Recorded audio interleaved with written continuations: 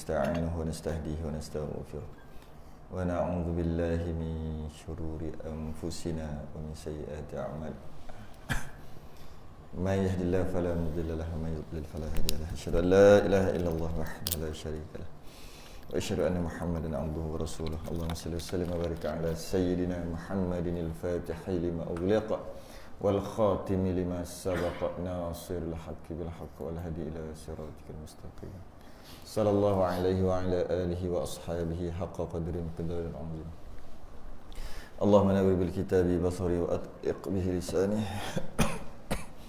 واشرح به صدري واستعمل به جسدي بحولك وقوتك فإنه لا حول ولا قوة إلا بك سبحانك لا علم لنا إلا ما علمتنا إنك أنت العليم ولا حول ولا قوة إلا بالله العلي العظيم أما بعد Alhamdulillah. Pertama sekali kita rafakkan kesyukuran dapat kita sambung pengajian kita kitab Kifayatul Muhtadi fi Syarhi Sulam Mubtadi. Dan kita berhenti pada bulan lepas dalam masalah wuduk, yang mana dah lepas dah sedikit berkaitan dengan rukun wuduk. Yang pertama, yang mana rukun ataupun fardu wuduk ada 6, 2 kering, 4 basah. Dan setelah niat wuduk, misalan niat wuduk. Dan pada malam ni kita bincang berkaitan dengan niat tu apa. Perbahasan yang sangat susah. Sangat susah. Kenapa susah? Sebab benda kat dalam macam mana nak keluar kan? Contoh dia susah. Dah sebut dah sebelum ni kan? Dah sebut dah sebelum ni, jika sebab solat, sujud, nak ajar sujud, senang je. Sujud tengok. Okey. Salah, betul kan? Kaki lipat. Tangan tu macam ni sikit, rapat. Okey, betul. Senang sebab boleh nampak kat depan. Kalau berdiri, qiyam, berdiri betul, sunat. Berdiri sikit lagi. Rukuk. Tak. Boleh lagi. Atas sikit. Senang je. Sebab apa? Boleh nampak. Jadi senang untuk dibetulkan. Tapi kalau niat, macam mana nak betulkan? Niat tu macam lintasan hati lah. Sembang. Dan tu je boleh cakap. Kena cakap nada rendah, tak boleh dah. Perit dah. Nada rendah je, tak boleh nada tinggi dah. Sembang lah. Sembang apa kata? Niat tu lintasan hati. Sup. Lintasan. Macam mana? Dia kata bila disebut lintasan hati, dalam fikiran dia, pemahaman dia adalah maksud tu. Dia keluar kat mulut untuk terjemahkan. Jadi niat adalah lintasan hati. Lintasan sup. Dia kata macam tu. Jadi orang yang dengar tu sama ke dalam kepala dia faham? Tak boleh nak tentu. Bukan sujud, bukan rukuk. Rukuk boleh tentu, boleh tengok. Jadi oleh tu dia pun faham, lintasan. Dia faham yang lain. Sedangkan orang yang ajar dia nak bagi faham lain. Jadi kat situ kan agak masalah, problem. Bila agak masalah untuk menentukan niat tu apa, jadi perbahasan dia sangat panjang. Dia bukan macam mana niat, dah tak nak sembahyang, duduk kat soft, takkan nak berak kot, nak sembahyang lah. Boleh sedap cakap, sembang boleh? Ya boleh. Ataupun bacalah dalam hati, sahaja aku sembahyang, sahaja aku ambil wuduk. Dah itu nama baca. Itu bukan niat. Jadi macam mana nak terangkan? Itu yang susah sikit lah. Jadi oleh kerana itu, antara cara yang lain adalah untuk tahu niat ni, bincang berkaitan dengan perkara yang bukan niat. Ni bukan. Banyak ni macam-macam bukan niat. Antara bukan niatnya, lafazkan mulut, niat. Bukan kan? Bincang pasal yang bukan. Akhir sekali semua dah bincang pasal yang bukan. Habis tu mana niatnya? Semua tu bukan. Yang tu? Tu boleh cakap je lah. Dapat. Yang tu lah. Sebab niat tak boleh tunjuk. Itu je cara ni. Kalau kata nak ajar niat, takkan boleh. Niat adalah satu lintasan, dia panggil khatir, lintasan hati yang tidak bersusun, tidak bersuara, tidak bersembang lah senang cakap itu. Sebab apa saya buat tu? Ajar kat satu tempat berkaitan dengan niat 3-4 bulan. Bila kita tanya balik setelah tahun depan macam tu, rupanya dia faham lain yang kita dah ajar. Sebab tu kata sembang boleh, tapi nak faham tu agak payah. Baik, kita tengok. Qala al-mu'allif rahimahullah ta'ala. Wa nafa'ana wa iyyakum bi'ulumi fid dar. Amin ya rabbal alamin. Dan hukum niat itu wujub. Dan tempatnya di hati. Dan masanya pada permulaan perbuatan. Dan kaifiatnya berlain-lain sekira berlain-lain ibadah. Ini takrif mazhab Syafi'i yang bahasa yang biasa kita dengar, qasdu syai'in muqtarinan bi fi'lih. Itu maksudnya. Qasdu syai'in muqtarinan bi fi'lih. Maksudnya qasad nak buat sesuatu ketika sedang buat sesuatu. Jadi niat, satu lagi dah ulang banyak kali, nak kena ulang baliklah, iaitu niat adalah bahasa Arab dan diambil jadi bahasa Melayu. Bila ambil je bahasa Arab, problem. Dah tahu kan? Banyak kali dah sebut kan? Bila ambil je bahasa, orang Melayu ambil je bahasa Arab, jadi bahasa tu dia punya, problem terus. Problem apa? Pemahaman. Kerana istilah perkataan yang diambil oleh orang Melayu dululah, maksudnya bahasa Arab untuk jadi bahasa dia, dia tak ambil makna sekali, dia ambil bahasa je. Makna tu dia suka hati dia. Kan? Banyak kali dah sebut bahasa tu kan. Jadi maksudnya bila kita sebut, contohnya imam. Imam tu bahasa Arab, dah jadi bahasa Melayu dah. Tapi maksud imam apa? Yang bahasa Melayu. Sembahyang kan? Sembahyang. Baru setahun dua ni je aku nak kau jadi imamku, orang perempuan tu cakap. Itu baru setahun dua. Sebelum ni imam sembahyang je. Sedangkan maksud imam ketua. Kita nak melantik imam. Melantik imam ni maksudnya apa? Nak melantik ketua negara. Tapi bila kita sebut imam, sembahyang tu je. Jadi problem tak bila ada perkataan imam? Problem sebab imam tu dah jadi bahasa Melayu. Masalah. Lainlah ambil bahasa Melayu, ambil bahasa Arab jadi bahasa Melayu dengan makna-makna sekali. Baru lecun. Wujud dah jadi bahasa Melayu. Macam mana wujud? Tu jadi problem susah kita nak faham ilmu tauhid tu. Sebab wujud tu kita faham wujud tu ada. Ada. Jadi padahal wujud tu lain lah, bahasa lain, bab lain tu. Wajib. Tambah-tambah kalau bab tadi wajibul wujud, wajib wujud. Dua-dua dah jadi Melayu. Lagi jahanam nak faham. Sebab wajib kita faham apa? Mestilah kan. Sedangkan maksud dia betul mesti dan banyak lagi maksud lain. Wujud pula ada satu. Itu jadi bila perkataan tu daripada bahasa Arab, hati-hati untuk kita faham. Yang mana bahasa Arab tu yang telah dijadikan bahasa Melayu. Berhati-hati. Tapi kalau daripada bahasa Inggeris jadi ke bahasa Melayu, tak ada masalah. Contohnya apa? Globalisasi. Itu adalah bahasa Inggeris. Kita akan faham sebiji macam mana maksud sebenar. Kita ambil dengan makna-makna. Tapi dengan bahasa Arab, kita ambil makna tu tak cukup lengkap ataupun suka hati kita je. Suka hati kita je letak kan. Tu maksud tu. Oleh kerana hari-hari duk guna cakap bahasa Melayu dengan perkataan Arab yang telah dimelayukan, lama-lama otak ni ada satu line yang tak sepatutnya ada. Pemahaman. Tadarus Al-Quran. Dah jadi Melayu dah tadarus tu. Jadi bila tadarus Quran makna yang dalam TV tu kan, yang baca sedap-sedap. Jadi dalam kitab dia akan tulis seorang budak-budak yang dah mumayyiz, belum baligh, boleh untuk pegang Quran walaupun tak ada wuduk, dengan syarat untuk mendaras atau tadarus. Budak-budak tadarus yang kita faham tu. Yang tu. Sedangkan tadarus tu darasah, madrasah, belajar. Kita ambil tadarus. Antaranya lah, antara sedikit. Jadi pertama hukum tu juga dalam bahasa Arab, dah jadi bahasa Melayu. hukum jadi hakim. Jadi niat tu bahasa Arab dah jadi bahasa Melayu. Wujud bahasa Arab dah jadi bahasa Melayu. Tempatnya di hati dan masanya pada permulaan perbuatan, kaifiat bahasa Arab dah jadi bahasa Melayu.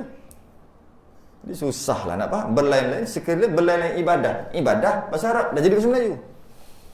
Jadi kat sini kena faham betul-betul supaya tak salah faham niat tu apa. Kerana terlalu banyak bahasa Arab yang jadi bahasa Melayu.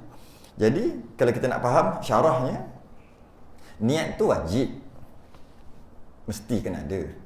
Niat tu mesti kena ada. Tempatnya dekat hati. Hati pula. Hati tu terjemahan daripada apa? Qalbu. Qalbu tu hati. Qalbu tu yang buat tapir darah tu ke? Hati juga yang tapir darah tu. Bukan yang itu. Di dalam badan manusia ada seketul darah apa, kalau baik-baik semua. Hati tu kalau sihat, jadi orang tu jadi baik ke? Hati tu sakit, orang tu jadi apa? Sakit hati. Sakit hati tu, dia punya hati tu problem ke? Kanser hati ke? Bukan.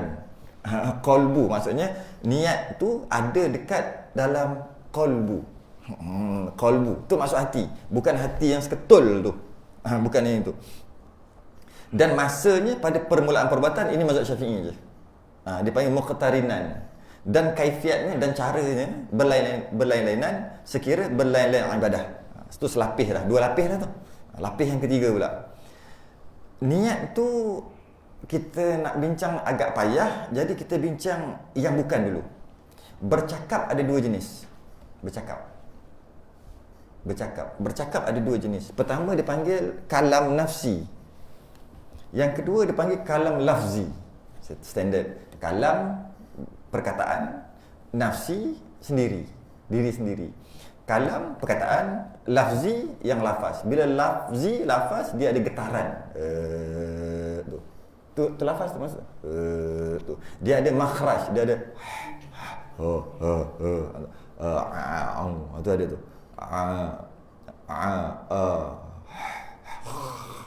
Tu makhraj nama tu. Dia ada, itu nama lafaz. Tapi kalau itu bukan. Maknanya ketika sembahyang buat suara ular tak sah. Suara ular lah tu, suara bisik.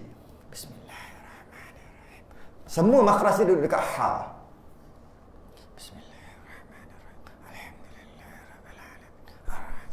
Semua dekat situ. Rasa makhraj dia. Rasa kat situ. Semua ha. Alif kat ha, ha dekat ha, ha dekat ha, kha dekat ha semua. Sebab ular kan bunyi ular. Sebab tu nak mesti ada kitab. Bismillahirrahmanirrahim. Tu kena ada. Tapi slow lah. Kalau kuat sangat ganggu orang sebelah pula. Ada kita duk perhati. Masih lagi mulut je gerak. Dengar betul-betul bunyi suara ular. Tak sah sebenarnya. Pada mazhab Syafi'i. Mazhab lain je, mazhab Hanafi je. Menggerak mulut tu dah kira lafaz bagi dia. Ini mazhab Syafi'i. Dia mesti ada, dia panggil getaran. Ada. Dia ada tu. Nak bagi tahu tu makhraj semua tu. Saya ikut dia punya kalau kita Google dia akan tunjuk tekak tu. Tu. Tu penting tu. Semua penting tu. Ada masuk dalam semua hukum fiqh berkaitan dengan tu. Zahir ke mana?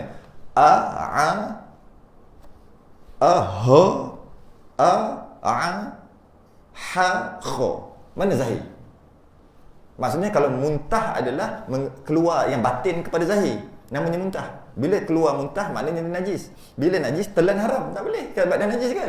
Jadi kat mana dia nak keluar tu? Kata sini. Telan balik. Kat mana tu? Kat mana tu?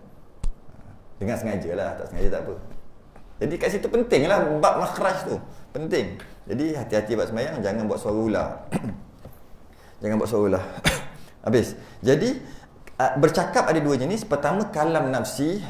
Yang kedua kalam lafzi. Kalam nafsi maknanya dia bercakap tapi tak bahasa Melayu senang. Cakap dalam hati. Bahasa Melayu lah senang. Cakap dalam hati.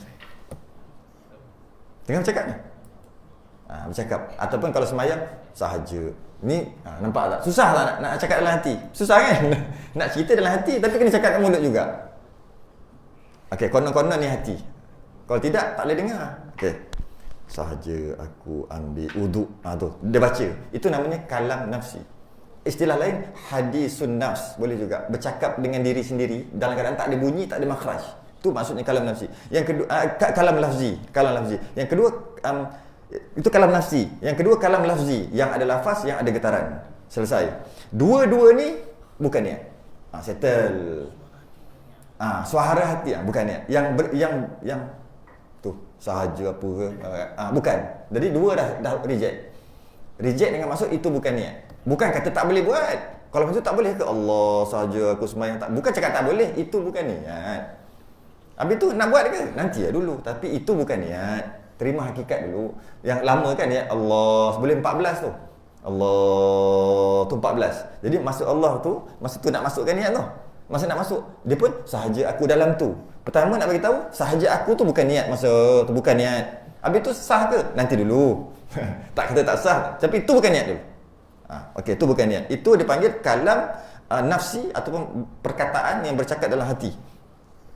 Habis tu niatnya apa? Niat ni kehendak, qasad. Qasdu, kehendak dia nak melakukan satu perkara tu dengan sedar. Bahasa lain bukan bukan ter. Bukan ter. Maknanya ter tu maknanya tak ada niat. Jadi maksudnya niat satu, niat adalah yang bukan ter. Bila ter, dia bukan niat. Ter apa? Ter sepak. Maknanya dia tak berniat untuk sepak. Dia ter bukan. Maknanya pertama sengaja. Sengaja. Itu point lagi tu. Kemudian jika dia keluar di mulut, dia akan bersusun. Dia akan bersusun. Dia jadi kalam dia bersusun. Jadi sebab apa dia bersusun? Dia maknanya bukanlah niat. Bukan niat bersusun. Sahaja aku dah bersusun. Dia bersusun lah. Bersusun. Bersusun. Bukan. Dah bukan lagi. Bukan kata tak boleh buat. Takut orang salah faham. Bukan tak boleh buat. Itu bukan niat. Tu dulu. Apa lagi? Jadi perlu ke lafaz ni? Perlu ke? Perlu tak perlu, tengok. Jika dia dapat, kalau istilah kita tulis taswir, mentaswirkan, menggambarkan hati dia, menggambarkan itu adalah yang dalaman, maka ia sunat. Sunat lafaz. Atau bahasa lain, membantu niat tu. Sebenarnya membantu niat. Nak sebut membantu niat macam mana? Tak boleh juga. Jadi bahasa lain yang nak pakai. Kalau dia menggambar, dengan lafaz menggambarkan keinginan hati, maka sunat. Jika dia baca kat mulut tapi hati tak ada apa pun, tak sunat. Kita kadang-kadang biasa je sebut kat mulut yang hati tu. Biasa je. Tak seronok sangatlah masjid ni. Dia mentaswirkan, menggambarkan hati dia. Kalau dia diam-diam, orang tak tahu. Jadi dia taswirkan. Dengan dia cakap, menandakan hati dia ada niat tu. Dengan dia cakap, aku tak seronok masjid ni. Dia cakap macam tu. Maknanya dia menggambarkan hati dia tak seronok lah. Jadi dengan keluar kat mulut, hati dia, itulah tanda hati dia. Itulah buktinya hati dia pun benda yang sama. Sikit lagi. Poin-poin tu nak bagi. Jadi lafaz ni sunat. Lafaz niat dia panggil. Lafaz niat yang bersusun ni, yang bukan niat ni. Lafaz niat tu bukan niat. Lafaz niat ni sunat sebagai tanda qasad ataupun kesengajaan dekat hati kerana terlalu kita bersungguh-sungguh sehingga disebut-sebut. Okey Contoh baru dapat cucu. Baru dapat cucu pertama. Kita nak pergi jumpa cucu tu. Kita pergi sembahyang aja lah, asar, sembahyang asar. Kita seronok tak dapat cucu? Seronok lah. Dapat anak ke dapat cucu samalah. Seronok lah. Ketika kita sembahyang, dah sembahyang habis-habis tu, nak menggambarkan keseronokan, kita kata, ada kerja ni, nak tengok cucu. Nampak? Jadi maksudnya, dia nak bagi tahu hati dia tu dengan cara dia lafaz. Jadi bila dia kata macam tu, maknanya kita tahu dia seronok. Dengan dia melafazkan, menandakan dia seronok. Jadi dengan melafazkan, menandakan dia nak. Tu kat situ lah kaitan ni. Dengan dia melafazkan sahaja aku sembahyang, maknanya dia nak sembahyang. Sahaja aku ambil uduk, maknanya dia nak. Aku nak pergi. Kenapa muka seronok sangat nampak ni? Memang seronok ni. Dia sebut seronok, maknanya dia seronok. Tapi seronok yang dia sebut tu bukan seronok. Seronok dalam hati. Tapi dengan dia sebut seronok, maknanya dia tak seronok. Jadi dengan dia kata aku nak sembahyang, maknanya niat dia memang nak sembahyang. Kat situ. Tapi kita tak boleh kata dengan dia sebut pasti ada niat. Tak boleh. Sebab kadang-kadang sebut saja tapi niat tak ada. Tapi biasanya macam tu. Bila disebut, maknanya menggambarkan hati. Menggambarkan hati. Jadi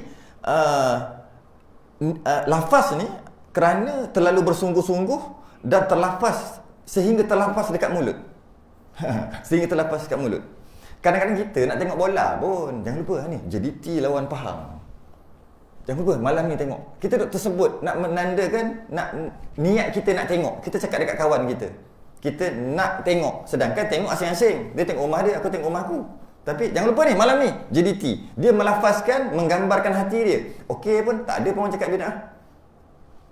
Sebab apa? Kau nak tengok rumah kau. Asal kau nak bagi tahu kenapa melafazkan niat di hati tu. Tak payahlah. Tak ada pun orang cakap bid'ah tu. Tapi bila nak sembahyang je, ada orang cakap pelik-pelik.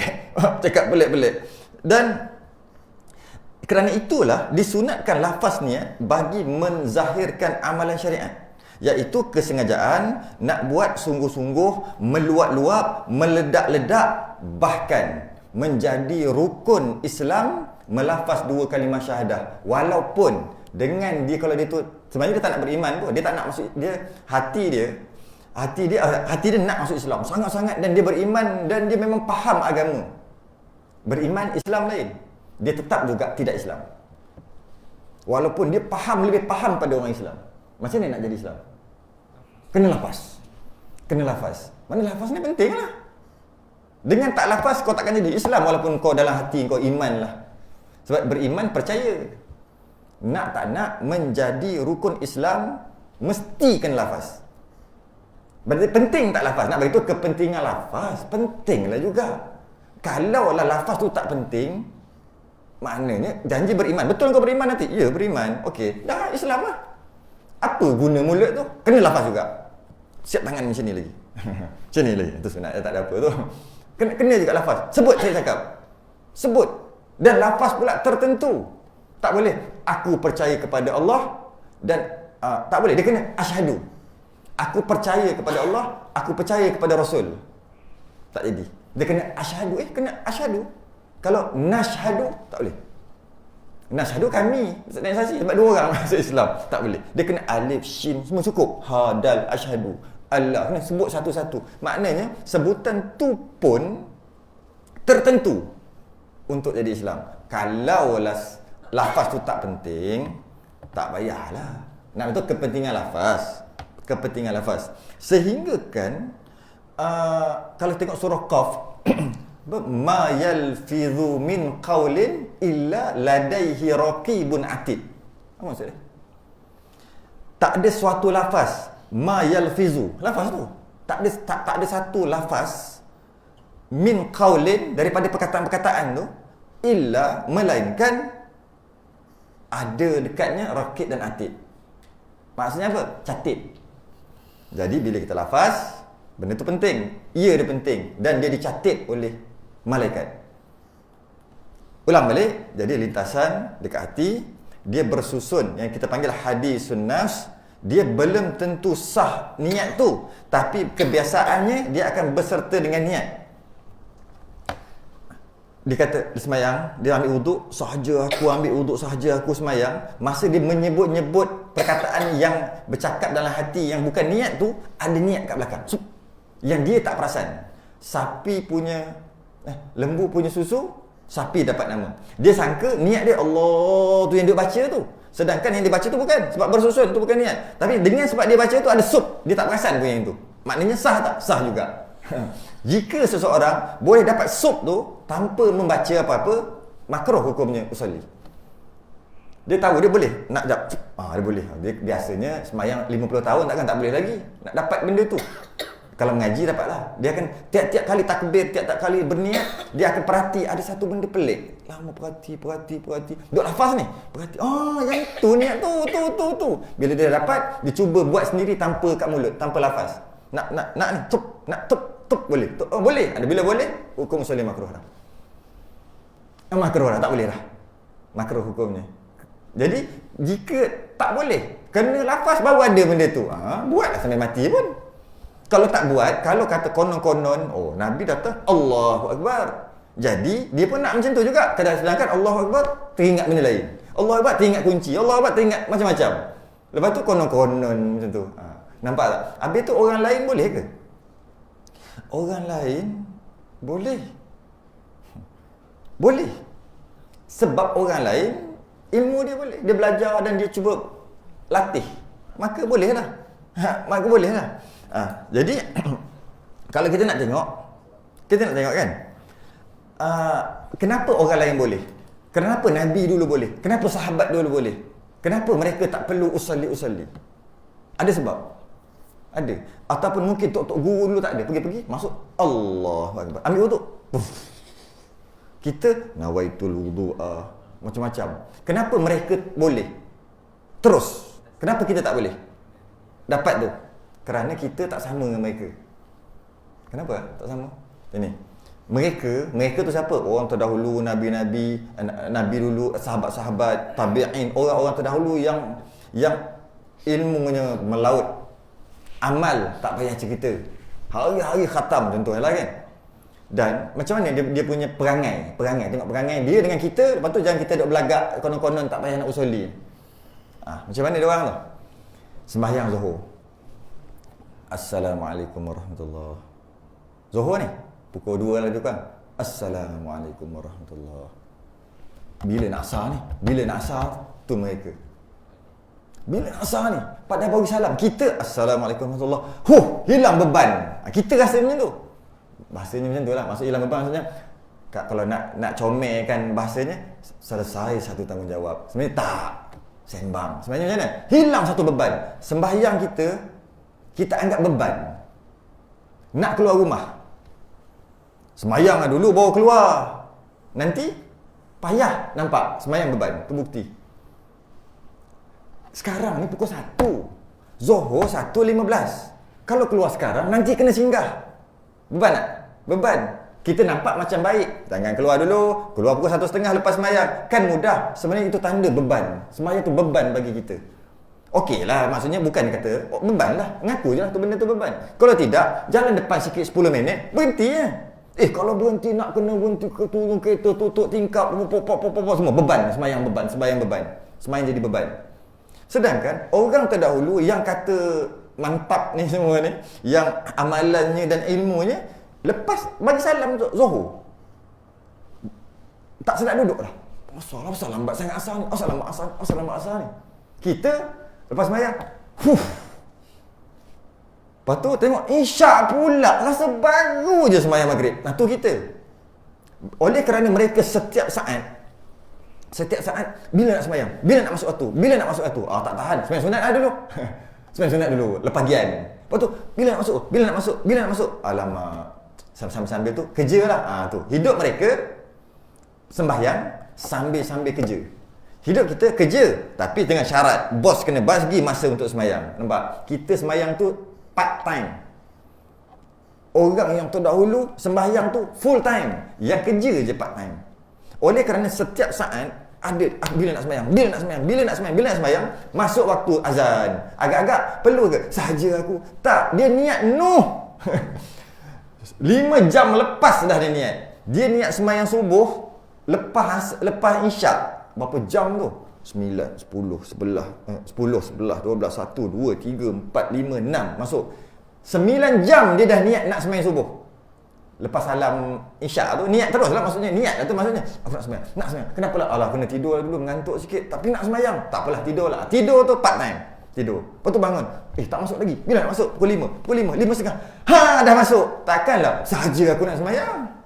Terus Allahu Akbar. Sebab setiap saat itu istilahnya ma fi qalbi ghairullah. Tu istilah. Dalam hati dia tak ada Allah. Istilah berbeza dengan kita. Kita dunia kerja. Tiba-tiba nak sembahyang. Tiba-tiba pergi Allahu Akbar. Nampak dapat niat tak? Allah nampak kerja kita. Sebab kita duk kerja. Pop sembahyang. Nampak? Bila sembahyang tu dia kena ada masa bertenang. Relax kejap, bertenang. Ada kita buat macam tu? Tak ada. Singgah, nak sembahyang. Singgah. Sedang buat dunia tu, singgah. Dengan singgah tu, kita nak bertukar daripada dunia kepada akhirat tu bukan senang, boleh switch. Itu yang Allahu Akbar. Niat mandi wajib.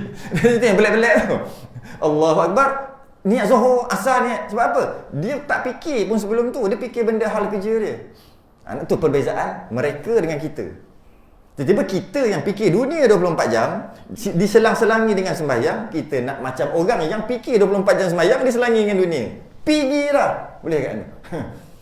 Lepas tu kata, bila lafaz je kata, tak boleh lafaz. Nabi tak buat, orang sahabat dulu tak buat, Imam Syafi'i tidak menyunatkan. Ya betul lah.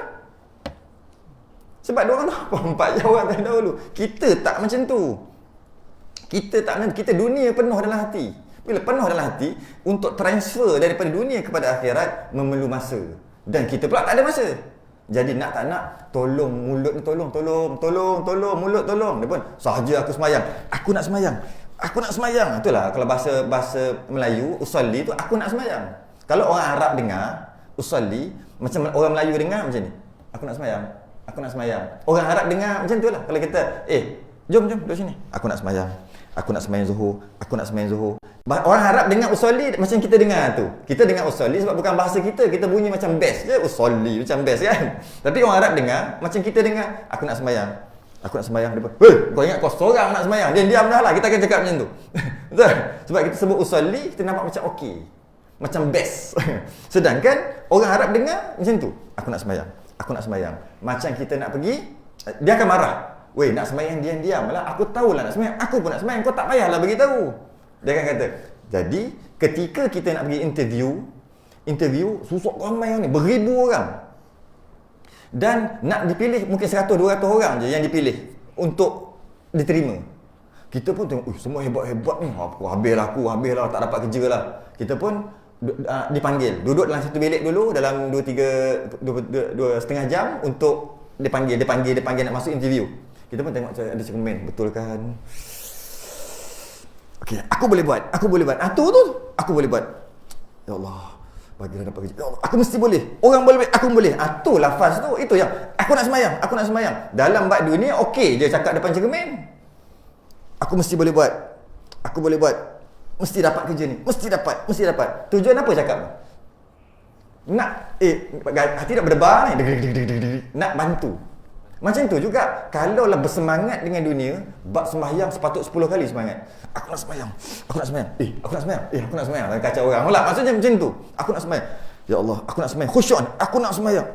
Allahu akbar. Betul. Realnya dia nak sembahyang. Real punya dia betul-betul nak sembahyang. Barulah nampak, dunia kau macam tu. Akhirat pun lebih kurang. Hari ni aku nak bekerja, aku nak kurang-kurang nak buat sale, katalah, saya buat cerita lah, nak buat sale, kurang-kurang sale dapat jual 3. Apa-apalah, dia jual penapis air ke apa, 3. Aku mesti buat. Masa keluar rumah tu, sama lah, nak sembahyang lebih-lebih lagi. Pakai wangi, pakai betul kan. Okey, aku nak sembahyang ni. Aku nak sembahyang nak menghadap Allah ni. Risaunya. Sepatutnya ini nak dunia, nak jumpa sultan, nak jumpa dunia, bukan main. Bukan main, nak sembahyang. Pusat lutut. Mula. Pusat lutut. Pergi lepas tu dah datang. Tak ada pun nak mengingatkan diri sendiri, nak rasa takut, gerun, haibah, tak ada rasa pun. Pergi-pergi, Allahu akbar. Relax, nampak bulu dada. Lepas tu tiba-tiba nak khusyuk. Aku sembahyang tak apa khusyuk. Kau sembahyang macam mana? Itu antara sebab pentingnya lafaz tu, yang mana kita duk buat selalu dah kita buat dalam hal dunia kita. Sebagai tanda bersungguh-sungguh, sebagai tanda membantu hati, sebagai tanda untuk dapatkan semangat. Dalam bab sembahyang sepatutnya lebih-lebih lagi, yang mana kita fikir dunia 24 jam. Bila nak sembahyang, kita akan lebih lagi sepatutnya. Kita duduk betul-betul. Jangan kacau. Aku nak sembahyang. Seolah-olah macam tu. Okey, aku nak sembahyang ni. Imam tak takbir lagi. Lepas tu kena cakap bahasa dia tukar bahasa Arab. Usolli tu rasa gerun. Usolli fardu, aku nak sembahyang zuhur fardu 4 rakaat, bukan 3, 4. Tu slow. Betul? Allah, aku nak sembahyang. Habislah tu. Niat sampai situ je. Barulah namanya betul-betul nak sembahyang. Barulah sembahyang tu dapat mencegah keji dan perbuatan keji dan mungkar. Barulah. Kalau pergi relax, masa okey. Allahu akbar. Allah. Macam itulah. Kita tahulah macam mana. Pergi duduk interview, duduk, dia pun duduk. Macam tu je. Dia tak ada pun. Kan lain kan masa nak interview tu. Itulah seolah-olahnya lah. Seolah-olah sedikit. Jadi macam mana pula dengan translate? Maksudnya adakah ianya niat? Translate. Maksudnya usolli, otak kita akan translate. Sahaja aku sembahyang. Translate juga bukan niat. Translate lah. Bila itu usolli, automatik sebab dia bukan bahasa kita, dia akan masuk ke hati, baru ke otak, baru ke hati, translate. Jadi usolli, automatik kepala kita kata sahaja aku sembahyang. Itu juga bukan niat, kita tahulah. Jika itu adalah niat, jika Allah sahaja aku sembahyang itu adalah niat, jika itu adalah niat, maka selain daripada orang Melayu tak sah sembahyang. Sebab orang Cina dia macam dia usolli tu dalam kepala dia bahasa dia lah. Orang India orang cakap bahasa India dalam kepala dia. Jadi kata usolli sahaja aku semayang tu lah niat. Maknanya orang Melayu je lah. Sebab orang Melayu je sahaja aku. Orang lain bahasa lain. Tak macam itu bukan niat. Itu bukan niat. Aradan la yanqasimu awalahu wa akhirahu. Lintasan tanpa ada susun, tanpa ada awal, tanpa ada akhir. Contoh, untuk kita rukuk dan sujud, kita wajib niat. Sebenarnya, untuk sujud dan rukuk, mesti niat. Niat rukuk. Kalau terrukuk, tak sah rukuk. Macam ni terrukuk? Okey, dia semayang. Tersujud. Dia duduk di antara dua sujud, anak dia lari. Dia Rabbi fili warhamni baru. Anak dia lari kat belakang, pegang dia ke depan, tersujud. Anak dia pun duduk lari. Dia pun alang-alang dah sujud. Aku pun tadi dah cukup tamak ninah dah. Sujud je lah. Tak usah semayang. Dia kena bangun balik. Yang ini aku nak sujud. Yang tadi yang sujud, rukuk tadi, itulah niat. Maksudnya, sujud dan rukuk, dia buat tanpa ada niat lain. Rukuk. Dia rukuk dan tanpa ada niat lain. Itu adalah, itu memadai bagi niat. Jadi maksudnya, jika dia tak ada niat untuk rukuk, tak sah rukuk dia, tak sah sembahyang. Tapi maknanya ada ke niat? Memanglah ada. Kau tak ada niat, macam mana nak rukuk? Itu maksud sikitlah dalam bab sembahyang tu. Jadi nak tak nak, paling mudah sekali untuk dapat niat tu adalah melafaz dekat mulut dan bercakap dalam hati. Yang mana berlafaz kat mulut, kalam lafzi bukan niat. Bercakap dalam hati, kalam nafsi, hadisun nafs bukan niat. Dengan kita cakap kat mulut dan cakap dekat hati, niat tu datang tanpa kita perasan. Jadi nak tak nak, guna je lah switch tu. Switch lah. Dapat. Kenapa tak nak pakai switch tu? Kalau tak nak pakai switch tu, boleh. Sentiasalah dekat hati dia, ma fi qalbi ghairullah. Sentiasa ada. Allah. Dek. Allah. Yang itu silakan. Kalau boleh lah. Tak boleh. Kan dia dek. La ilaha illallah. Tu kalau kira betul-betul tu. Dek. Kalau dia tengah. Sah tak dengar. Tapi boleh rasa tau. Kita tengok ni rentak. La ilaha illallah. Sampai kalau yang laju Allah ada juga. Jadi bila macam tu hati kita dek Allah. Yang itu tak payahlah usolli, tak payah. Memang 24 jam Allah dalam hati dia. 24 jam. Jadi qasdu syai'in muqtarinan bi fi'lih. Itu mazhab Syafi'i. Maksudnya dengan nak buat tu, yang kata niat tadi tu, masih lagi belum niat. Mazhab Syafi'i. Kalau kata nak buat tu, masih lagi belum. Mazhab Syafi'i masih belum. Dia mesti muqtarinan bi fi'lih pula, panjangnya, susahnya mazhab Syafi'i. Ya, betul. Maksudnya dibezakan azam dengan niat pada mazhab Syafi'i. Pada mazhab Hanafi tak dibezakan azam dengan niat. Azam tu dah termasuk dalam niat. Azam tu macam mana? Nak buat tu azam. Nak pergi. Nak tu adalah azam pada mazhab Syafi'i. Pada mazhab Hanafi, nak tu adalah niat.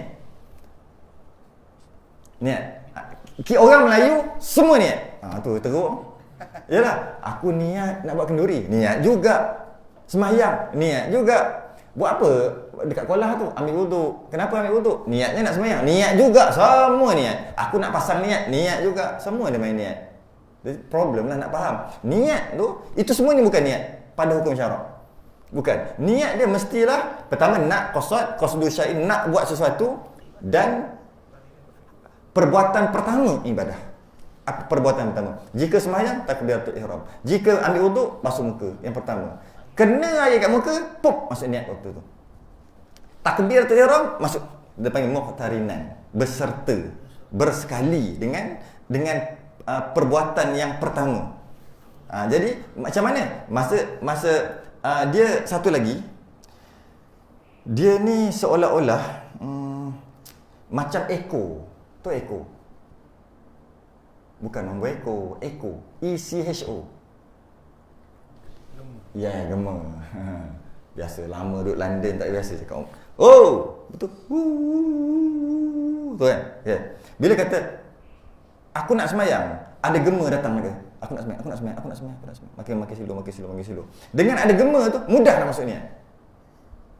Contoh cakap sekarang ni jangan fikir nombor 4. Jangan fikir nombor 4. Sekarang ni garanti dalam kepala semua ada nombor 4. Tak payah. Memang ada nombor 4. Kalau ada 8 pun 4 akan muncul. Akan cuba nak ambil 8 tu. Sebab apa? Mulut ni dah keluar 4. Jadi mudah je. Jadi dengan sebut 4 tu, dengan sebut sembahyang, dia gema. Makin lama makin slow. Jadi usolli tu sebelum takbir. Jadi bila aku nak sembahyang Zuhur, aku nak sembahyang fardu Zuhur, dalam hati kita aku nak sembahyang Zuhur, pop masuk niat. Dia makin slow. Oh dah lama sikit. Dah makin slow. Gema dia tu, echo dia tu. Kena usolli balik. Aku nak sembahyang. Dalam hati, dalam fikiran, dalam hati kita ada aku nak sembahyang. Lepas tu baru sembahyang. Senang je nak masuk. Dia macam echo. Dia macam gema. Jadi okey. Jadi itu dari segi mazhab Syafi'i. Tengok mazhab lain sikit supaya kita taklah sempit sangat, kita luaskan. Cuma bukan untuk guna, untuk jangan salahkan orang. Untuk belajar mazhab lain bukan untuk guna. Untuk jangan sedap menyalah-nyalahkan orang. Mazhab Syafi'i sunat lafaz. Mazhab Hanbali sunat juga. Sunat. Mazhab Maliki sunat sunat lafaz bagi yang susah nak masuk niat. Tapi hukumnya khilaful aula bagi orang yang tak ada masalah, dia tu juga khilaful aula. Jadi kalau orang yang susah nak masuk niat, maksudnya dia takbir banyak kali, maka sunat baginya lafaz. Jika dia okey je tapi tetap juga dia melafaz, khilaful aula. Khilaful aula ni harus makruh, duduk tengah-tengah. Kan? Wajib, sunat, harus, makruh, haram. Pada mazhab Hanafi dia tambah satu lagi. Bukan masalah ni, harus dan makruh, dia tambah satu lagi. Dia panggil khilaful aula. Tak sampai tahap makruh, tak sampai tahap harus. Tengah-tengah. Menyalahi yang lebih utama, itu masuk khilaful aula. Jadi kalau buat tak makruh. Tapi boleh ke? Kalau boleh jangan buat. Kalau buat tak makruh. Dia macam tu. Dia agak duduk tengah-tengah. Itu ulama bermazhab Maliki. Ini bukan Imam Syafi'i. Dalam kitab-kitab imam yang 4 tak ada bincang berkaitan dengan lafaz. Senang cerita tak sunat. Ulama bermazhab Syafi'i yang menggunakan kaedah usul fiqh ataupun kaedah pemikiran Imam Syafi'i, anak murid dia tahulah tok guru dia fikir macam mana. Jika tok guru aku hidup, dia akan kata sunat. Macam tu. Dan anak murid dia kata dia ikut kaedah tu. Jadi ulama bermazhab Syafi'i sunat. Ulama bermazhab Hanbali sunat juga lafaz. Bukan kata Imam Hanbali memang tak sunat pun. Ulama bermazhab Maliki sunat. Jika susah nak masuk niat, khilaful aula bagi yang tak ada masalah. Ulama bermazhab Hanafi bid'ah yang baik untuk tolak was-was. Maknanya semua okey. Semuanya okey. Cuma secara umumnya jika masuk pun boleh senang, dengan dia melafazkan juga hukumnya makruh. Itu secara umum keseluruhan lah, gabungan keseluruhan. Yang terakhir, maksud niat yang sebenar adalah qasad ataupun keinginan nak buat sesuatu yang tak ada bersusun, tak ada rupa, tak ada suara, tak ada bunyi. Tak ada. Tak bersusun, tak ada suara, tak ada apa. Sama ada suara bunyi ke ni ataupun suara dalam hati, tak ada semua. Terus, okey. Ada satu ulama tasawuf, Syekh Abdul Hasan Asy-Syazili. Dia pernah kata, dia ulama sufi ni. Dia pernah kata, zikir la ilaha illallah asalnya di lidah. Ni kena baca tarikat lah sikit di lidah. La ilaha illallah, la ilaha illallah, la ilaha illallah, la ilaha illallah, la ilaha illallah 70,000 satu set tu. La ilaha illallah kat lidah. Dekat hati fikir esok nak makan apa, esok nak kerja. Tu hati masa tu. Tapi mulut la ilaha illallah, la ilaha illallah. Otak masa tu fikir benda lain. Lama otak akan ambil makna tu. Tiada Tuhan melainkan Allah, tiada Tuhan melainkan Allah. Dia ambil makna otak tu. Hati melayang lagi. Lama tarikat dia agak masa tarik, maksudnya lama sikit ni. Tok guru ni apa dia panggil? apa khalifah ni dia pandu. Dia pandu. Okey, lagi tak cukup lagi. Semalam berapa? 30,000 aje. Malam ni 100,000. Sebab sepatutnya 70,000. Sebab apa? Aku tengok tak sampai lagi ni. Nak cerita sufi sikit. Jadi kat lidah. Lama-lama dia boleh kontrol lidah sebut, tapi kepala ni terjemah. Tak ada Tuhan melainkan Allah. Tak ada Tuhan melainkan Allah. Macam tu lah. Macam tu. Terjemah. Kemudian hati melayang lagi. Lama, berbulan-bulan lah makan masa, hati dia akan follow perkataan tu. Bercakap. La ilaha illallah, maksudnya la ilaha, bukan maksud terjemah. Maksud tak ada lagi. Maksud ni baru terjemah aja. Maksud tak ada lagi. Maksud kena belajarlah bab tauhid tu. Maksud tu apa? Terjemah je. Tak ada Tuhan melainkan Allah. Tak ada Tuhan untuk terjemah. Hati follow mulut. Maksudnya la ilaha illallah juga. Tapi yang tak bunyi. Sama. Siapa yang pernah lalu dia akan rasa, oh betul lah, zuk rasa lah, dia rasa meremam, macam-macam. Siapa yang pernah lalu dan dengar cerita, ni cerita ni. Kemudian kat hati dia la ilaha illallah, kat hati dia la ilaha illallah, kat mulut pun la ilaha illallah. Kat dalam ni bukan pemahaman, bukan terjemahan je. Lama-lama sambil mengaji lah. Lama hilang kat mulut.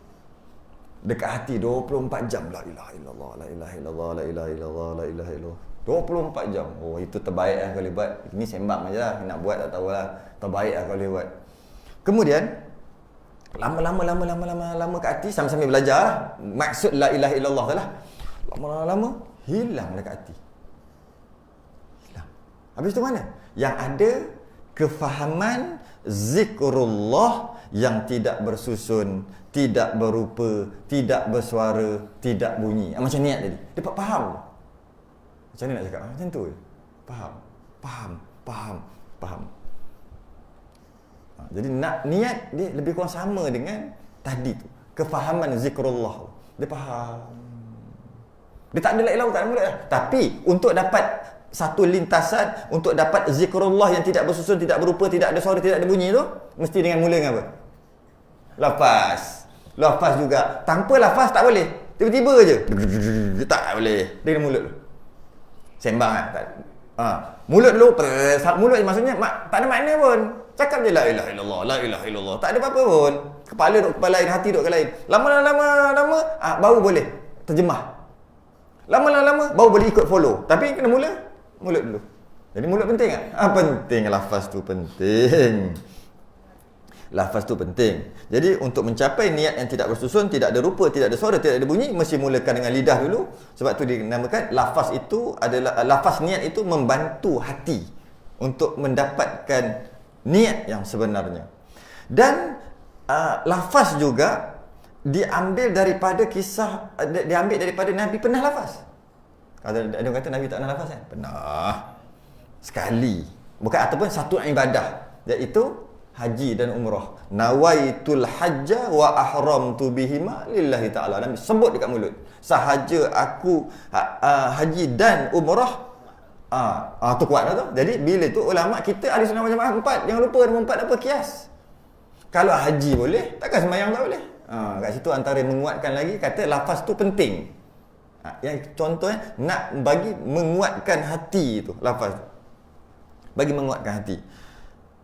Dan jika susahlah kata nak masuk niat apa semua, maka pada mazhab Syafi'i dibenarkan untuk niat awal sedikit. Macam mazhab lain, mazhab Hambali dibenarkan awal sikit. Maksudnya bukan muqtarinan, bukan ketika ibadah tu, bukan. Jadi maksudnya kalau bab sembahyang nak masuk niat susah takbir banyak kali, dia duduk bucu tu seorang-seorang. Susah sangat nak masuk niat kan? Niat apa-apa kat dalam tu. Jangan masuk dalam soft kan, kacau orang.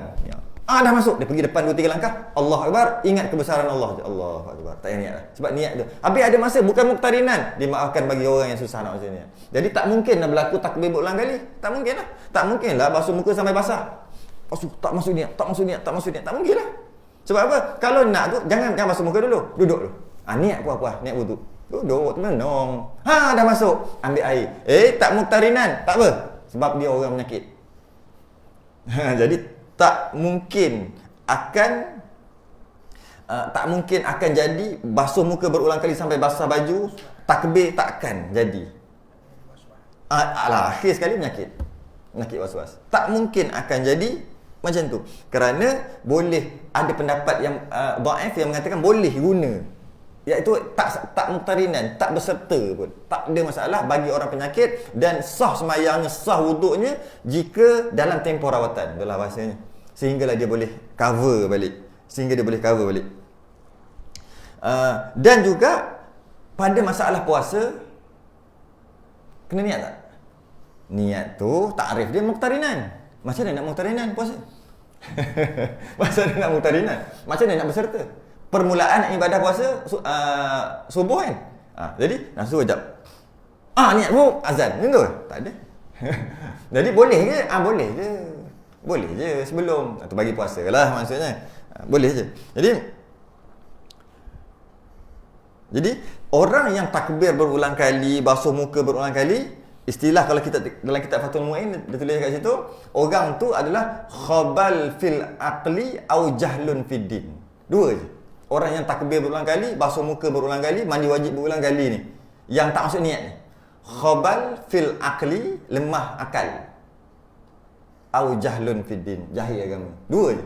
Tak mungkin kerana lain, tak mungkin. Dua je sebab.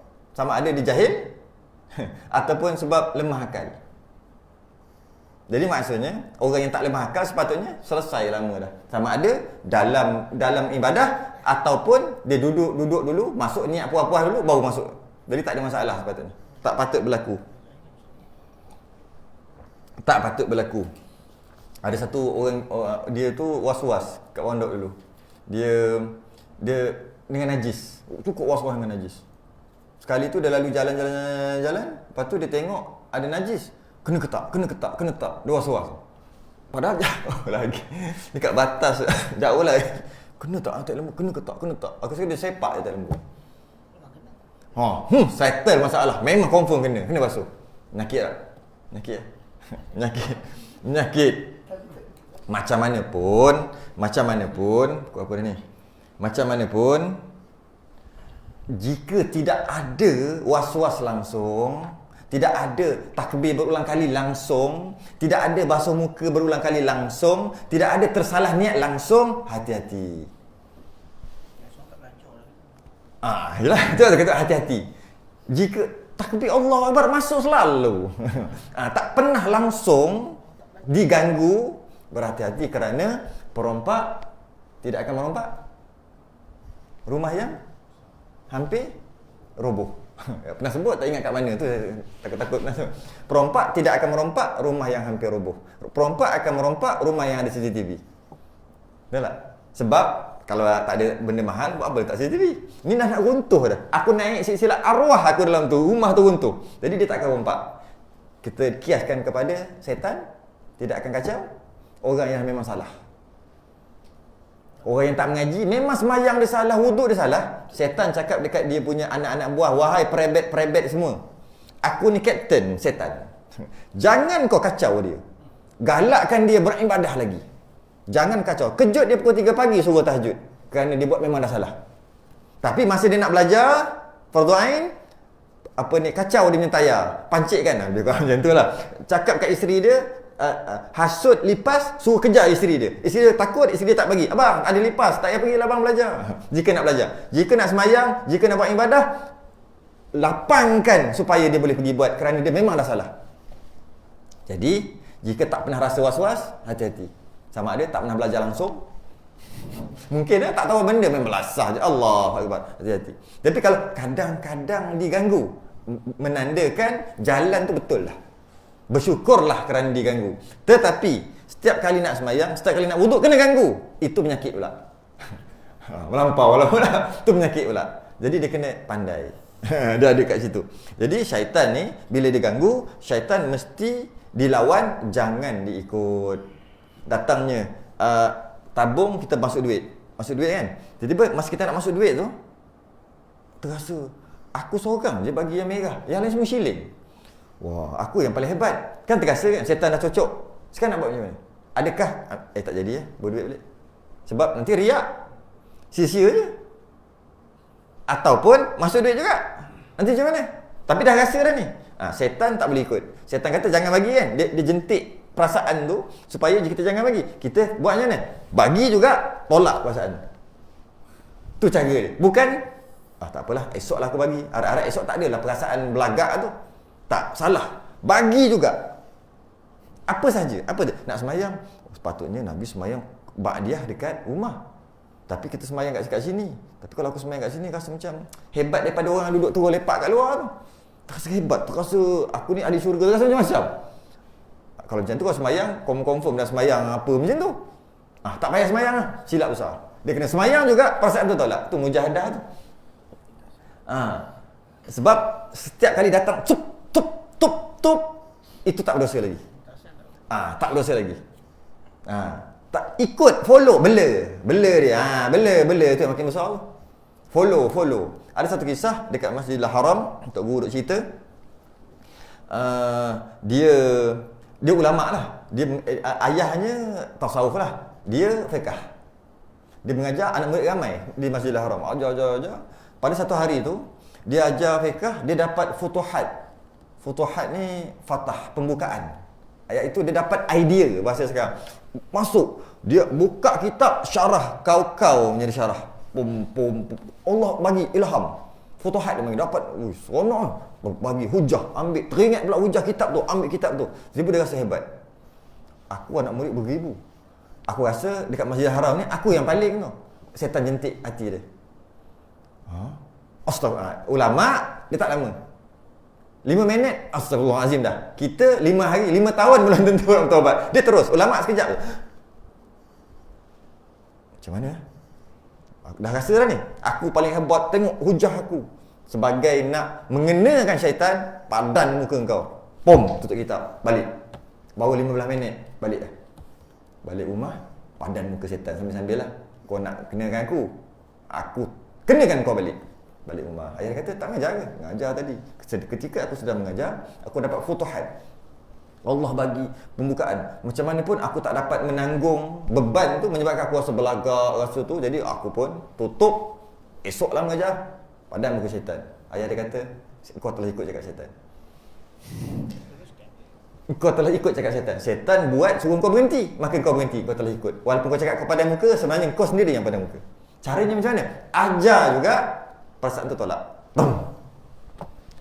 Tolak tu mujahadah dapat pahala tu. Macam mana nak tolak? Macam mana nak tolak? Tu kena belajarlah sifat mahmudah tu. Tolak. Habislah sikit. Panjang juga tu. Dan syarat niat itu Islam dan mumayyiz dan mengetahui ia akan barang yang diniatkan. Dan syarat niat itu Islam dan mumayyiz dan mengetahui ia akan barang yang diniatkan. Mestilah. Takkan niat dia tak tahu niat apa, mana boleh. Yang Islam dan mumayyiz kita bahas itu. Dan maksud dengan niat itu membezakan antara ibadah dengan adat. Berdiri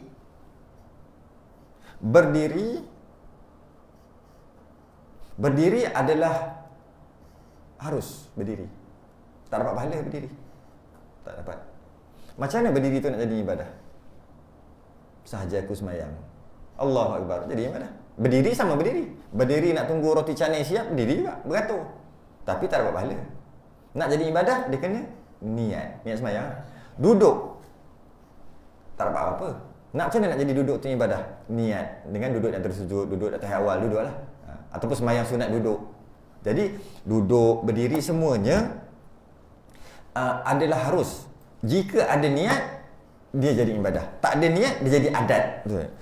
Maka serta duduk di dalam masjid misalnya, yang Islam mumayyiz tu tak settle lagi tu. Saya nak tinggal kejap kat situ. Maka serta duduk di masjid misalnya kerana i'tikaf atau kerana mengambil senang, maka jika ada niat i'tikaf pada awalnya, hasillah i'tikaf. Dia datang masjid untuk belajar ilmu, maka dapatlah ilmu, dapat pahala majlis ilmu. Tak dapat pahala i'tikaf. Padahal i'tikaf tu duduk dalam masjid. Dan dia duduk dalam masjid macam-macam boleh tau. Duduk dalam masjid boleh sebab panas, boleh pasang kipas, duduk saja. Duduk dalam masjid boleh sebab nak makan kejap, makan dalam masjid. Nak makan, duduk dalam masjid boleh sebab nak main telefon. Macam-macam boleh duduk. Dan dia duduk kat masjid, dia niat nak i'tikaf, baru dapat i'tikaf. Sebab i'tikaf tu ibadah.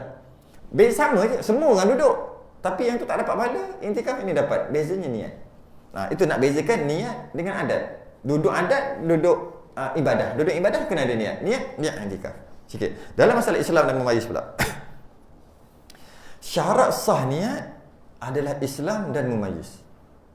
Jadi kalau budak tu belum memayis ni dah bahas sebelum ni kan. Dapat beza baik buruk, najis, dapat tahu kiri kanan, dapat tahu bahaya tak bahaya. Semua dapat tahu. Makan sendiri, basuh berak sendiri, dapat memegang telinga kan. Yang tu sebut kan sebelum ni kan. Pegang telinga kat sini. Kalau dia boleh pegang telinga, memayislah biasanya. Suruh budak pegang macam ni. Kalau dah boleh pegang, memayislah. Biasanya lah. Kalau tangan dia tak pendek, kalau lahir tangan pendek tak kira lah. Atau lahir tangan terlalu panjang tak kira lah. Baby pun dah boleh pegang, tak memayis juga. Itu biasa. Jadi bila dia dapat memayis, dia dah kenal, dah memayis, barulah niat dia sah. Jika tidak memayis, niat dia tak sah. Jadi budak baby ke budak umur 2, 3, 4, 5 tahun yang buat umrah tu tak sah. Buat haji tu tak sah. Jika dia niat. Yang nak kena niat siapa? Penjaga dia. Walaupun haji penjaga dia niatkan dia, tetap dia tak terlepas kewajipan haji yang sekali seumur hidup tu tak terlepas. Walaupun dia haji kecil. Haji daripada kecil. Memang ada orang buat tu. Tak. Padahal bagilah duit tu kat orang. Kan? Bagi duit kat orang yang tu. Yang kau nak habiskan budak yang tak tahu benda tu. Kenapa? Dah lah tu tak lepas kewajipan. Lainlah. Terlepas. Lepas ni tak payah buat haji dah. Kerana dah terlepas. Buat kecil-kecil. Ada orang buat. Tapi dah duit banyak. Belasah je lah kan. Duit banyak. Nak macam mana? Daripada dia pergi London, baik pergi situ bawa anak dia. Okey lah juga nak main tu. Tak ada masalah. Dan dalam Islam syarat wajib tu kebanyakannya ibadah macam solat, zakat, haji, umrah, puasa tak ada dalam syarat sah ibadah. Contohnya katalah Islam, syarat sah sembahyang Islam tak? Sembahyang selalu lah syarat sah sembahyang. Syarat sah puasa Islam tak? Syarat sah. Tak, bukan kata kena Islam berpuasa, bukan. Maksudnya kan ada syarat wajib, syarat sah. Syarat sah tu, syarat sah sembahyang ada tak termasuk Islam? Tak ada. Jadi masuk orang kafir sah? Tak sah pula. Syarat wajib memanglah Islam. Syarat wajib Islam. Itu syarat wajib. Syarat sah. Jika syarat sah tak ada Islam dalam list syarat sah, maknanya orang kafir sah. Kan? Adakah orang kafir sah? Tak. Macam mana pula tak? Tak ada syarat sah. Tak ada. Islam bukan syarat sah. Tapi kalau orang kafir sembahyang, tak sah. Dalam syarat sah, tak ada Islam. Kenapa pula tak sah? Kenapa pula tak sah? Kerana, ni nak masuk ni, kerana walaupun syarat sah sembahyang, syarat sah wuduk tu tak semestinya tak ada di listkan Islam, tapi syarat ataupun rukun perbuatan, rukun sembahyang, ada tak rukun sembahyang salah satunya Islam? Tak ada juga. Kan? Syarat sah sembahyang tak ada juga Islam dalam tu.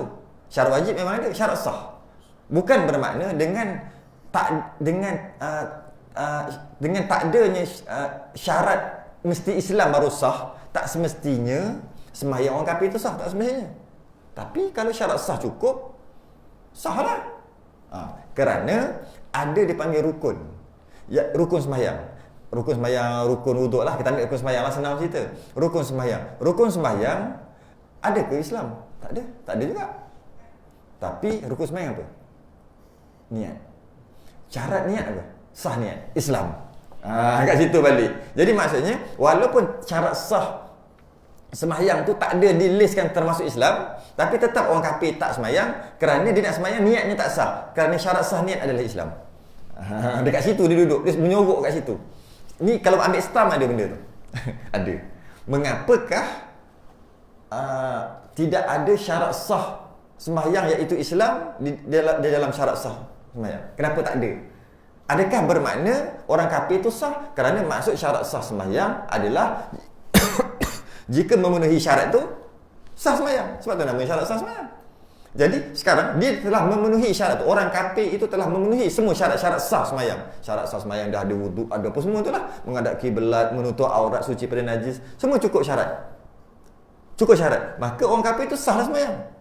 Tidak sah juga. Kenapa? Itu payah kan nak jawab. Ramai tak dapat jawab gitu. Masa peksa stam tu ramai tak dapat jawab. Dia kata, kan. Akhir sekali tulis apa? Islam adalah syarat sah sembahyang. Gagal. Mana ada syarat sah sembahyang, mana ada Islam?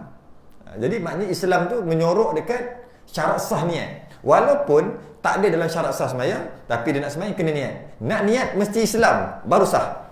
Dia senyorok kat situ. Itu dia sebut kat sini ni. Dan syarat sah niat itu Islam dan mumayyiz. Islam dan mumayyiz.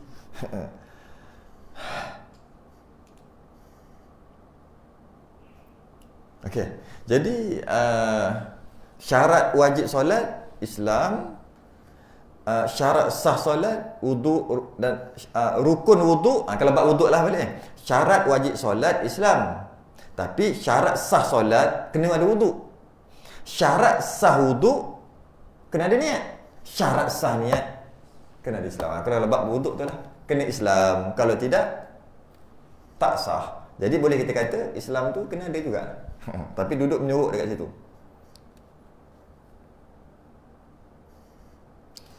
Habis.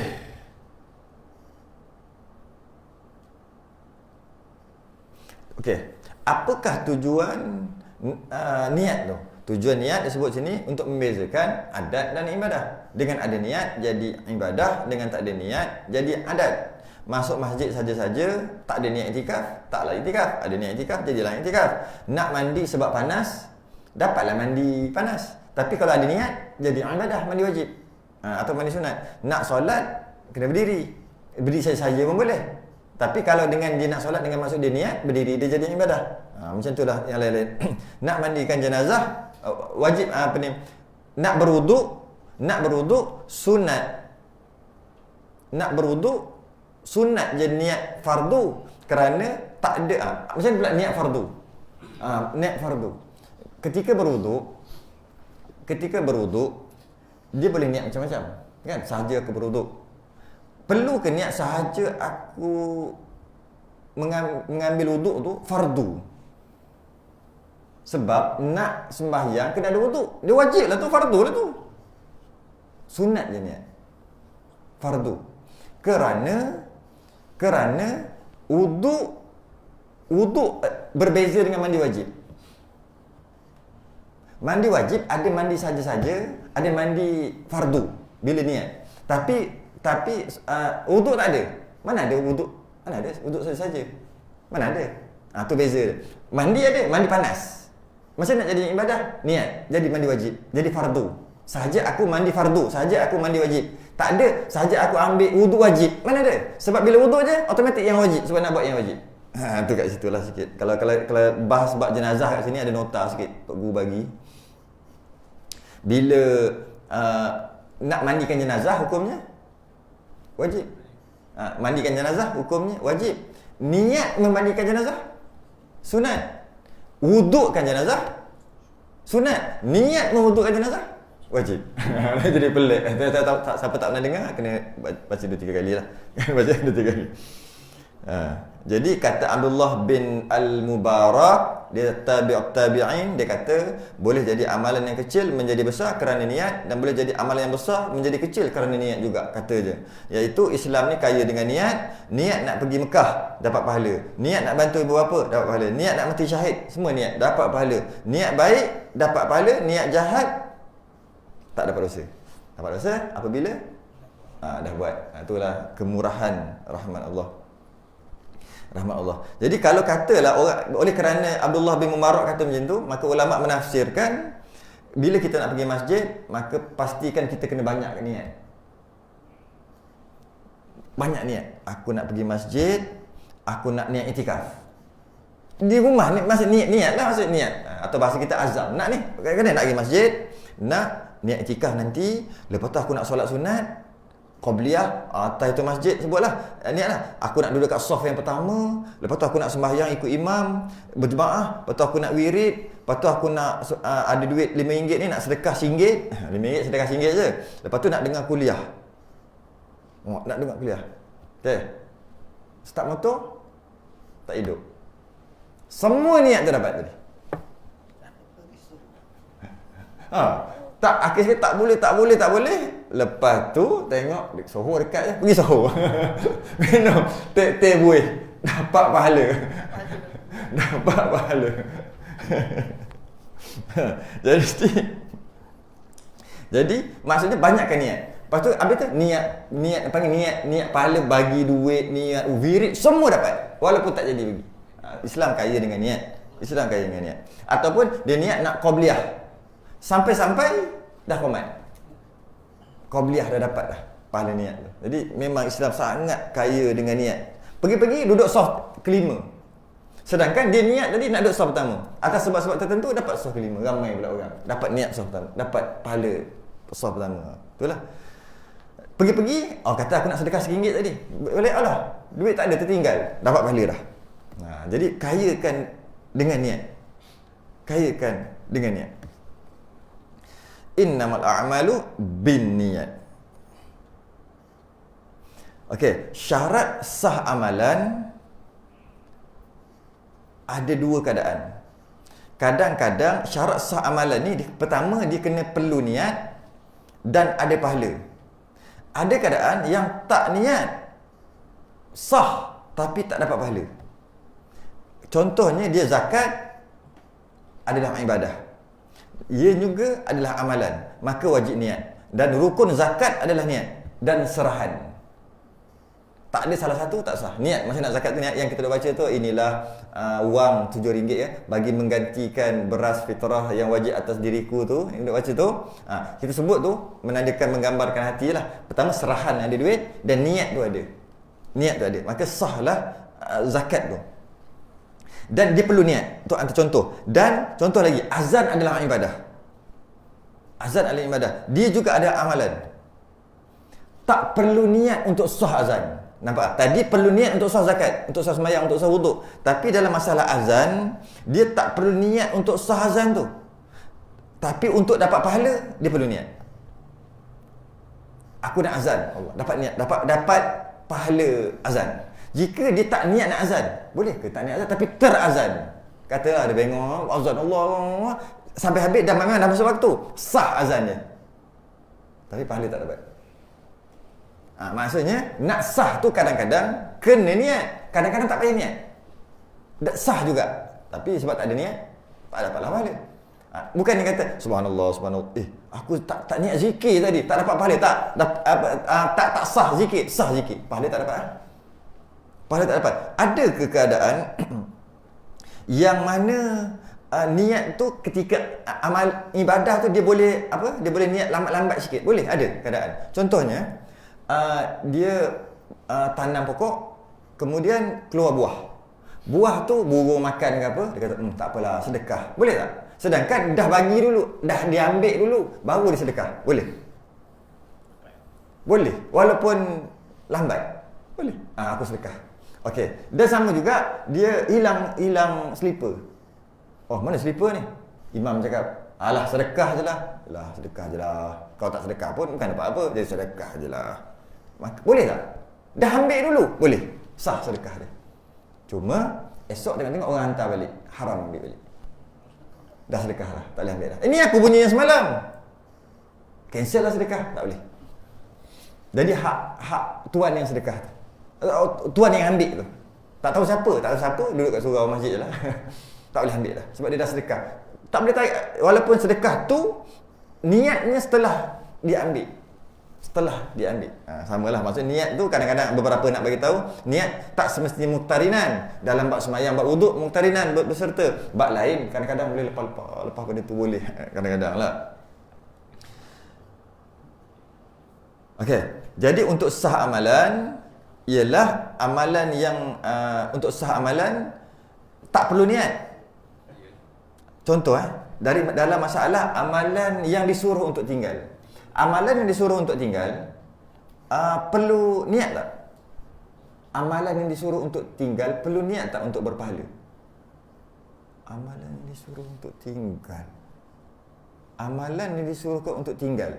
Bila amalan ada dua, satu disuruh untuk buat, yang kedua disuruh untuk tinggal. Kita disuruh untuk tinggal minum arak. Tak boleh ya. Tinggalkan minum arak. Dengan tidak minum arak dapat pahala. Sebab bila kita ikut perintah syarak, iaitu meninggalkan, sepatutnya dapatlah pahala. Tapi dapat ke tak? Lepas tu tak, tapi dapat tak pahala? Tak dapat. Tak dapat. Padahal tuntutan meninggalkan arak, meninggalkan zina adalah tuntutan. Dengan tidak berzina tak dapat pahala. Sedangkan tidak berzina tu adalah tuntutan. Tapi tak dapat pahala. Tak. Jadi bila nak dapat? Bila niat? Antara nak niat masa bila? Bila kata, ni ada awet ni, apa lagi? Ni. Dia tolak. Tuntutan masa tolak. Niat dia tolak tu baru dapat pahala waktu tu. Arak ada atas ni. Arak tu tidak berdosa. Tidak ada pahala dan tidak ada dosa arak. Arak tu. Bila arak, jadi sekarang dapat pahala. Bila arak duduk sini dapat pahala. Sebab tuntutan adalah jangan minum. Dia pun tak minum. Dapat pahala? Tak dapat. Tak, tuntutan lepas tapi tak dapat. Tiba-tiba dia kata, minum lah. Dia pun niat tolak lah. Tak nak. Maksud baru dapat pahala. Kalaulah asal tak buat je dapat pahala, seronok sekarang ni masing-masing duk dapat pahala. Tak merompak, tak berzina, tak minum arak, tak berbanyak, tak pun dapat pahala penuh. Sebab tak buat? Tak. Dia kan ada niat. Cuma nak niat tu payah, macam mana nak niat? Jadi bila berlaku kes tu, dia tolak. Waktu tu lah niatnya. Waktu tu baru dapat pahala. Waktu tu baru dapat pahala. Okey. Dah setengah niatnya bukan dah. Tak boleh lah. Cannot go lah. Dan setengah daripada lafaznya iaitu seumpama berkata nawaitul wudu. Soal. Atau nawaitu fardhul wudu. Nawaitu raf'al hadasil asghar. Nawaitu taharata lis-salati. Tu kat situ berhenti lah. Dan niat bagi yang lain itu daimul hadas. Allah, cerita daimul hadas lagi. Tadi dekat UIA dah daimul hadas dah. Tak apalah, daimul hadas pun daimul hadas lah. Daimul hadas. Nak kena cerita daimul hadas pula. 2 kali lah. Tak apa, esok kita sambung. Daimul hadas. Orang yang sentiasa berhadas. Kalau orang lelaki, kepala paip, apa? Kita sebut kan sebelum ni? Tahulah, masuk kepala paip tu, kepala paip sambung. Kita sebut dah sebelum ni. Kepala paip? Loose. Loose. Tutup. Berhenti dah tu. Tapi, sikit lagi ni bau berhenti sungguh. Dia pun, pop! Allah, kuat balik. Betul? Kita panggil sil baul. Cara untuk dia berniat tu beza sikit dan untuk ambil wuduk semua beza-beza sikitlah dia nak. Wallahu a'lam. Kita esok pukul 10.30 lebih kurang kita sambung lagi. Sudah jadi kata sebelum kafarah dan suratul Subhanahu. Assalamualaikum warahmatullahi wabarakatuh.